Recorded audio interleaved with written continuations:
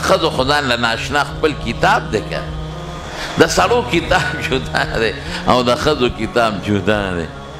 د ښځو په کتاب کې هغه خبرې دي چې هغه نه په قرآن کې شته او نه د پیغمبر په کتاب کې شته اوس د ښځو په کتاب کې یو خبره دا ده چې وایي د شپې به ځای نه جارو کوې که د شپې د ځای جارو کوي نیستي راځي خدای دې پې خو بس ولې دروغ وایي د شپې هم جارو کولی شي او د ورځې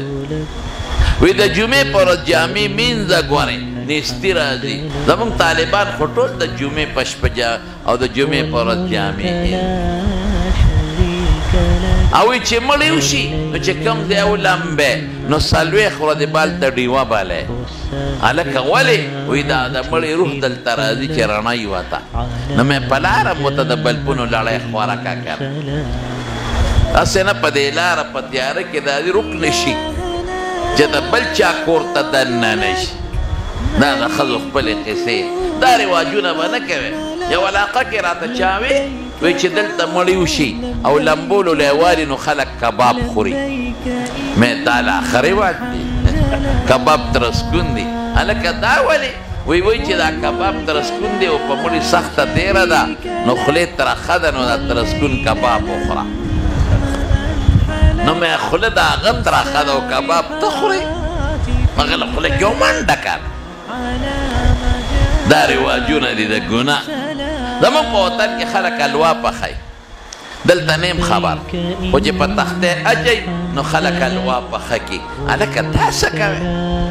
دا رواجونه مه کوئ خیرات هر وخت کولی شی مړي الله په نوم او ثواب یې مړي ته بخی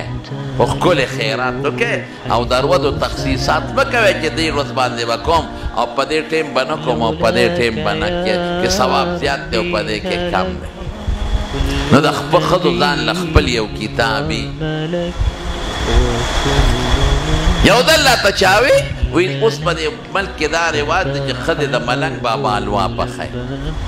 مې د ملنګ بابا حلوا څه ته وایي وایي دا ماشومان په دې کوڅو کې ګرځئ او په دې ماشومانو پیسې راغونډئ په دې کورونو کې چې موږ د ملنګ بابا حلوا پخو او سوال کوي پیسې راغونډئ نو په هغې سوجي موجي غوړي والي نو حلوا پخه کړي مې دا خو ښځو ښه قانون جوړ کړی دی حلوا تېړه کېږي نو دا چل جوړ کړي د ملنګ بابا څه ته وایي موږ خو ملنګ بابا نه پېژنو وی نه هغه چې تورې جامې اچولي او په لارو کوڅو کې ګرځي او خیر غواړي مې د ده د خدای سپېمې میراث دې کې خیر خو ګناه ده سوال کول خو ګناه ده خو مونځ هم نه کوي ملنګ بابا مونځ نه کوي په لارو کوڅو کې ګرځي او سوال کوي نو د هغه حلوا پکې د کم کتاب راله دا زموږ د ښځو خپلې نخرې دي ګورئ اوس شکر دی د ښځو مدرسې جوړې شي په هغه مدرسو کې دین زده که شریعت یې زده که او قرآن یې زده که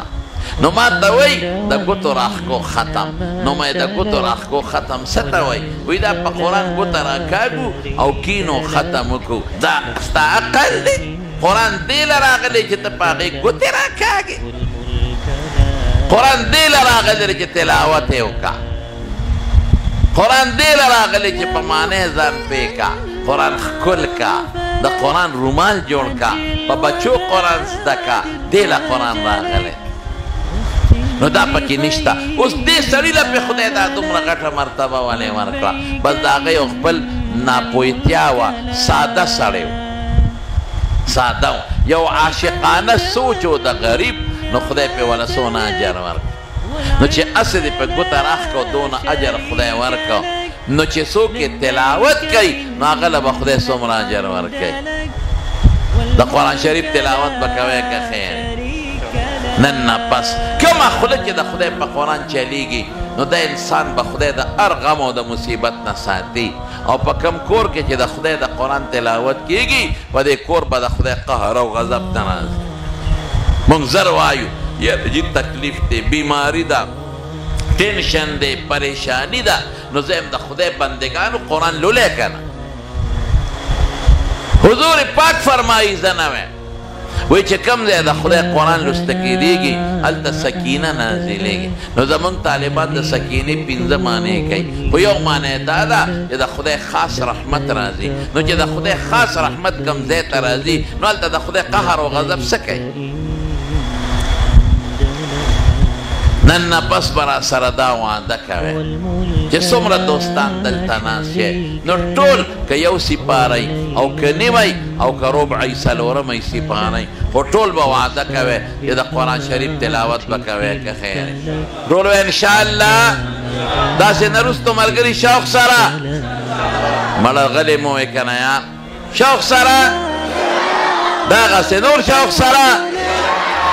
ماشاءالله چې دا بوټي و دا کائنات پورې دا به د قیامت پر ورځ د خدای په دربار کې ګوی کوي که خیر انشاءالله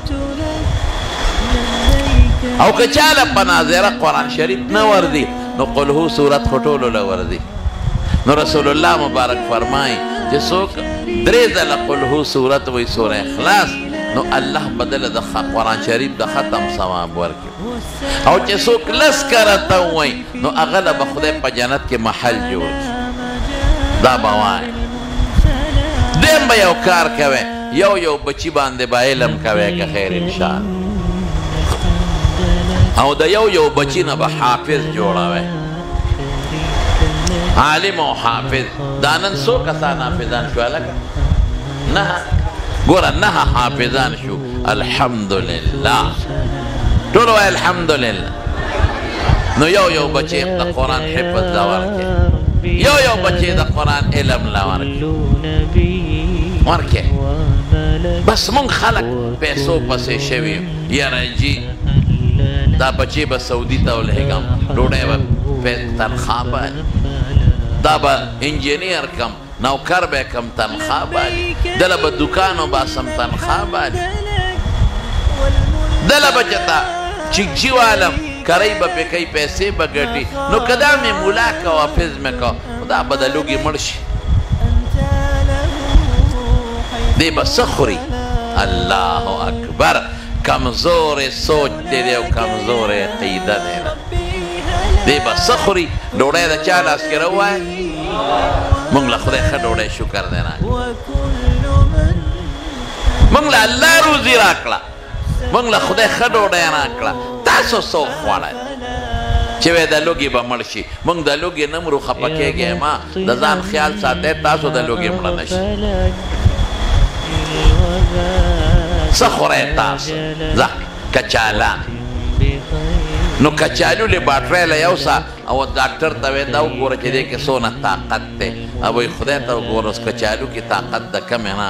طاقت خو په هغه شي کوي چې په خېټه کې ګنټه دوه تېرې کړي نو دا معده او دا کولمې ته طاقت راکاږي نو دا مردار خو چې سینګ ورځي په منډه نو زیم په منډه دغې طاقت د کمې راغی ګوپي هلکه ګوپي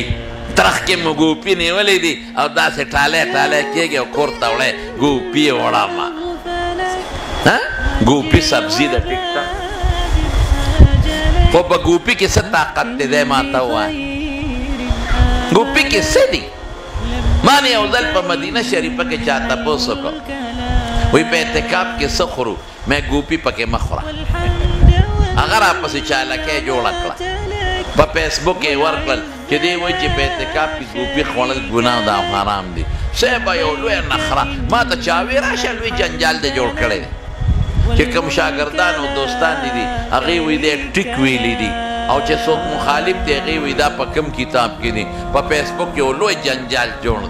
ما کوم ځای ویلی دي چې دا ګناه ده او حرام دی ګوپي خو یو سبزي ده او چې څوک یې د نعمت په شکل خوري او د خدای حمد پې ووایي نو خدای به ثواب ورکړي خو لیکن فرق خو شته که نه په خوراکونو کې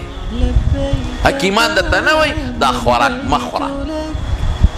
دا خو په حدیثو کې راغلي دي رسول الله مبارک سره یو ځل حضرت علي صاحب یو باغ ته لاړ او تازه جوړ شوی و نو کجورې خوړې وې دا مه خوره نو بعضې وخت یو نعمت وي د سړي او ډاکټر یې پې بند کړي حکیم یې پې بند کړي نو ما وی ما خو نه دي ویلي چې ګوپي کې ګناه ده او حرام دي خو هغه تپوس وکړه نو ما ورته ځکه ګوپي یاد کړه چې ته اعتکاف ته هم کښېنې او د حضور